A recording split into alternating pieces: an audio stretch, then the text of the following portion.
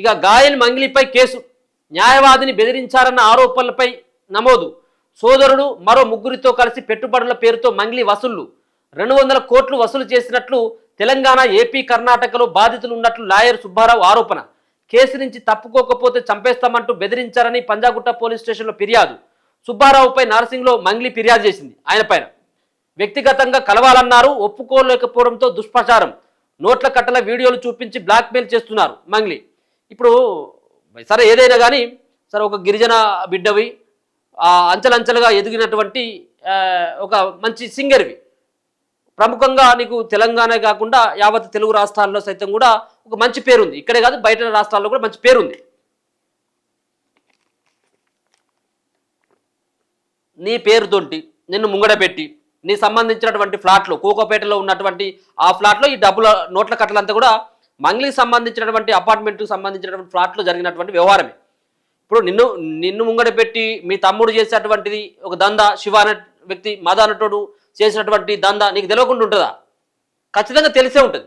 కానీ తెలిసినప్పుడు వ్యతిరేకించాల్సినటువంటి బాధ్యత కూడా మీ పైన ఉంటుంది కదా, మరి దాన్ని ఎందుకు వ్యతిరేకించలేదు? ఇప్పుడు నిజంగా మీ తమ్ముడి ముఖమో లేకపోయినట్టుంటే మద అన్నటువంటి ముఖం చూసో వాళ్ళు అమాయకులు పెట్టుబడులకి వాళ్ళు ముందట రాలేదు. వెనకాల నువ్వు ఉన్నావు, నీ పేరు చెప్తున్నారు, నువ్వు కూడా వాళ్ళు ఫోన్లో మాట్లాడినావని చెప్పేసి వాళ్ళు కూడా చెప్తా ఉన్నారు బాధితులు. కాబట్టి నువ్వు ఉన్నవన్నటువంటి ఆలోచనతో కోట్ల రూపాయలు వాళ్ళు పెట్టుబడులు పెట్టిరు, నమ్మి వాళ్ళు నట్టేట ముస్తురు. 1 కాదు 2 కాదు 150 నుంచి 200 కోట్ల రూపాయలు ముంచిరు వాళ్ళు. దీనికి ఎవరు బాధ్యత వహించాలి? మీ సోదరుడు చేసినటువంటి మీ కుటుంబ సభ్యులు అని చెప్పేసి అంటా ఉన్నారు. వాళ్ళ దగ్గర నుంచి డబ్బులు ఇచ్చేటువంటి బాధ్యతను నువ్వు తీసుకోవాలి కదా. తీసుకోకపోగా అడ్వకేట్నే చంపేస్తాం, నరికేస్తాం, మీకు ఏం కావాలో తీసుకొని పోవచ్చి, ఇవేంటిది? ఇవి బాధితులు కదా అంతిమంగా న్యాయం కావాల్సింది. పోలీసులు ఖచ్చితంగా ఈ కేసుని సుమోటోగా కేసు నమోదు చేసి విచారణ చేపట్టాల్సిన అవసరం కూడా ఉన్నది. ఇంత డబ్బులు ఎక్కడి నుంచి వచ్చినాయి అనేది ఒకసారి ఈ వార్త కూడా చూద్దాం. ప్రముఖ గాయని మంగ్లీపై పోలీసు కేసు నమోదైంది. తన సోదరుడు మరో ముగ్గురితో కలిసి పెట్టుబడుల పేరుతో మంగ్లీ పలువురిని మోసం చేశారని, బాధితుల తరపున కేసు తీసుకున్నందుకు తనను చంపుతామంటూ తార్నాక విజయపూరి కాలనీకి చెందినటువంటి సింగపోగు సుబ్బారావు అనే న్యాయవాది చేసిన ఫిర్యాదు మేరకు పంజగుట్ట పోలీసులు ఈ కేసు నమోదు చేసినట. అయితే న్యాయవాది సుబ్బారావు తనపై తప్పుడు ఆరోపణలు చేస్తున్నారంటూ మంగ్లీ నార్సింగ్ పోలీస్ స్టేషన్లో ఫిర్యాదు చేశారు. తనను పర్సనల్గా కలవాల్సిందిగా అడిగారని, అందుకు తాను ఒప్పుకోకపోవడంతో దుష్ప్రచారం చేస్తున్నారని ఆరోపించారు. ఆలస్యంగా వెలుగులోకి వచ్చిన ఈ వ్యవహారంపై పంజగుట్ట పోలీసులు న్యాయవాది సుబ్బారావు తెలిపిన వివరాల ప్రకారం Ramavath Madhu, Paul alias Bharat Chauhan, Paul alias Shailaja Chauhan, Mangli సోదరుడు శివ, సింగర్ మంగ్లీ అంటే సత్యవతి తదితరులు Gokula Nandana infra India private limited పేరుతో సూక్ష్మ రుణాలు, కోకాపేటలో pub, restaurant, hospital, school, cement ఫ్యాక్టరీలు తదితర వ్యాపారాల్లో పెట్టుబడి పెడితే అధిక లాభాలు వస్తాయని పలువురిని నమ్మించారు. ఇక చూడలేదు ఎట్లా నమ్మించుల్లో. ఇవన్నీ రెస్టారెంట్ అట, పబ్బు, హాస్పిటల్, స్కూలు, సిమెంట్ ఫ్యాక్టరీలు ఇవన్నీ కూడా మేమే కడుతున్నాం, మేమే పెట్టుబడులు పెడతా ఉన్నాం. మీరు ₹1,00,000 పెట్టుబడి పెడితే 10 లక్షలు వస్తాయి, ₹1,00,000 పెట్టుబడి పెడితే 10 కోట్లు వస్తాయి అని చెప్పేసి నమ్మించి వాళ్ళని గొంతు కోసేసారు. ఒక్కొక్కరు ₹1,00,000 పెట్టుబడులు పెట్టిరు, ₹1,00,000. ఇక అంతేందుకు నేను గతంలో కూడా ఒక వీడియో చేసిన, దాంట్లో ఈ మదానటోడు ఎవడైతే ఉన్నాడో మంగ్లీకి సంబంధించిన కుటుంబ సభ్యులు అంటా ఉన్నారు, ఆ మదానటోడు ఆ బాధితులకి చెక్కులు ఇస్తా ఉన్నాడు, ఇంకా ఏదో అగ్రిమెంట్ రాసుకుంటా ఉన్నాడు. ఇదంతా అయిన తర్వాత ఈ సుబ్బారావు అనేటువంటి న్యాయవాది దగ్గరికి బాధితులు వచ్చిన తర్వాత ఇదంతా లీక్ అయిన తర్వాత నెక్స్ట్ డేనే ఆడొచ్చి ఆ రాత్రిపూట వచ్చి ఈ ఫోన్పేలో ఎన్ని కొట్టిళ్ళు, మీ పైసలు ఎంత రావాలన్నటువంటి వాటి అన్నిటిపైన కూడా ఒకసారి మళ్ళీ చెక్ చేసుకుంటున్నాడు. ఒకవేళ మీరు తప్పు చేయనట్టు ఇది ఉంటే దీంట్లో మొత్తం ఆరోపణలు అని చెప్పేసి కొట్టివేయడానికి ఏం ఆధారాలు మీ దగ్గర? బాధితులందరూ కూడా ఫోన్పేలు తీసుకొని వస్తూ ఉన్నారు, డిజిటల్ పేమెంట్లు, వాళ్ళు పైసలు ఇచ్చినటువంటి అవి, వాళ్ళు మాట్లాడినటువంటి వీళ్ళు చేసినటువంటి చాటింగ్లు ఇదంతా కూడా బయట పెడతా ఉన్నారు. ఇప్పుడు ఏమంటా ఉన్నది, నన్ను పర్సనల్గా కలుస్తా అని ఆ అడ్వకేట్ అన్నాడట, రాజీ పడడానికో లేకపోతే ఇవి ఇచ్చేటువంటి పైసలకు ఆశపడేమో.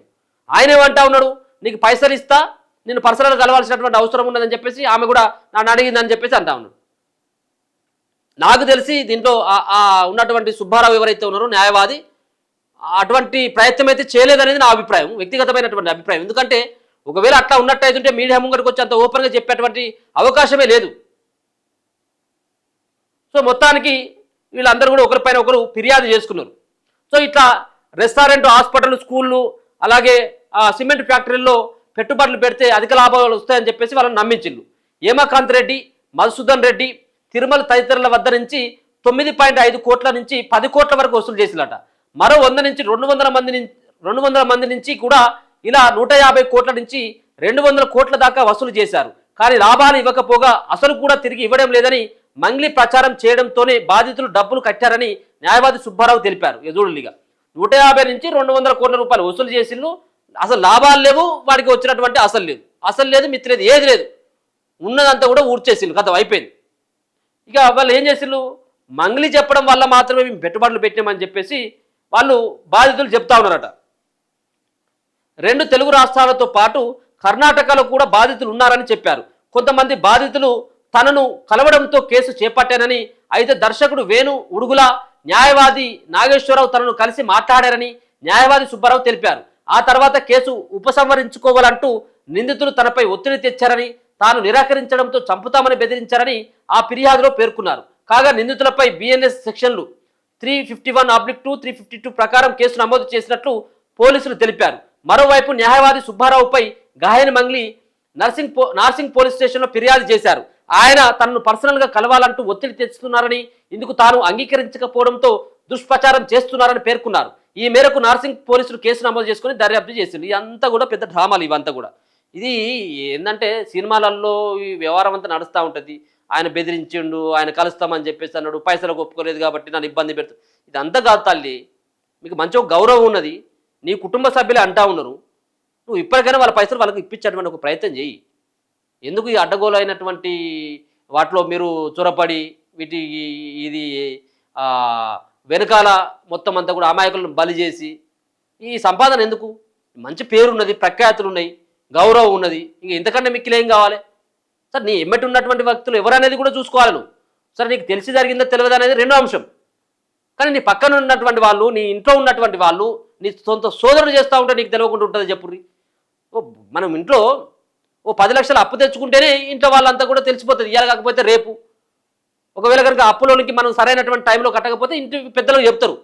మరి మీ తమ్ముడు చేసేటువంటి ఈ 150 నుంచి 200 కోట్ల దందాలో ఈ పెట్టుబడులు పెట్టించి రెగ్యులర్గా మాట్లాడుతూ వాళ్ళ టచ్లోకి వచ్చి నీ ఫ్లాట్లోకి వచ్చి పైసలు పంచుకోవడం, నీ పైసలు నీ ఇంట్లోనే వాళ్ళు ఇవన్నీ డీల్ చేయడం నీకు తెలియకుండా అవుతుందా? ఎవరైనా నమ్మేటువంటి పరిస్థితులు ఎవరైనా ఉంటారా? దయచేసి ఇదంతా బంద్ చేయరి. వాళ్ళకు ఎవరైతే బాధితులున్నారో వాళ్ళకు న్యాయం చేయాల్సిన బాధ్యత మంగ్లీ పైనే ఉన్నది. ఇక రెండో అంశానికి వచ్చిన తర్వాత ప్రజలు కూడా అప్రమత్తంగా ఉండాల్సిన అవసరం కూడా ఉన్నది. అప్రమత్తంగా లేకపోతే ఇక ఈ విధంగానే ఉంటుంది. నీకు ఇప్పుడు ఆశపడడంలో తప్పులేదు, కానీ అత్యాశ పడితే రూపాయికి ఇంకో రూపాయి కలిసి వస్తుందంటే ఒక వేరు. కానీ నీకు ₹1 పెట్టుబడి పెడితే 10 రూపాయలు ఇస్తానంటే అలా ఎంత మోసం ఉండదని చెప్పేసి గ్రహించాల్సినటువంటి కామన్ సెన్స్ అన్న కొంచెం ఉండాలి కదా, ఎట్లా ఇస్తారు? ఎందుకు ఇస్తారు? ఉత్తరే ఇస్తారా పైసలు? సో మొత్తానికి మంగ్లీ పైన కేసు నమోదైంది. సో ఈ సెక్షన్లు కూడా పెద్దగా ఈ 351/2, 352 కూడా పెద్దగా ఏదో ఇప్పటికిప్పుడే పోయి అరెస్ట్ చేసి చెంచలు కూడా చెర్లపల్లికో పంపించేటువంటి పరిస్థితి ఉండదు. నోటీసులు ఇచ్చి దాని తర్వాత ఏవైతుందో అది చూద్దాం. కానీ సరే మొత్తానికైతే మాత్రం వాళ్ళ పైన ఒకరికైతే కేసులు అయితే నమోదైనాయి. చూడాలి ఇది ఏ విధంగా ఇంకా ముందుకు పోతుంది అనేది.